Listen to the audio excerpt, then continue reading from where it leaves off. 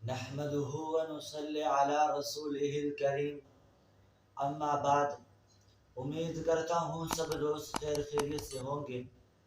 تو آج کی اس ویڈیو میں ہم ایسا درود شریف سیکھنے والے ہیں جو اپنے ثواب میں سارے درودوں کے عمل کے برابر ہے۔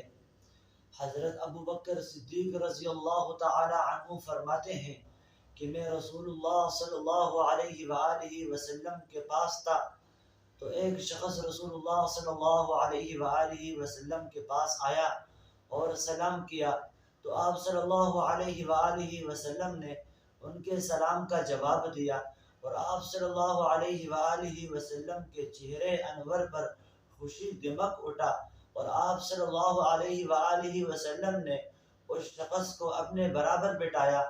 اور پھر جب وہ صاحب جس کام کے غرض سے آئے تھے اپنا کام کر چکے، تو جب جانے کے لیے اٹھے اور جب کچھ دور ہی چلے گئے، تو آپ صلی اللہ علیہ وسلم نے فرمایا، اے ابو بکر، یہ ایسا شخص ہے کہ روزانہ روئے زمین کے عمل کے برابر، روئے زمین میں سارے مخلوق کے عمل کے برابر اس کا عمل اللہ کے ہاں پہنچتا ہے۔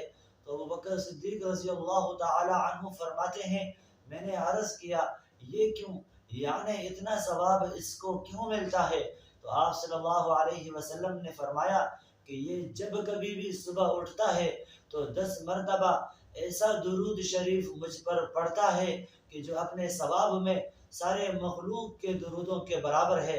تو حضرت ابو بکر صدیق رضی اللہ تعالی عنہ فرماتے ہیں، میں نے پوچھا، یا رسول اللہ صلی اللہ علیہ وسلم، وہ کون سے درود ہیں؟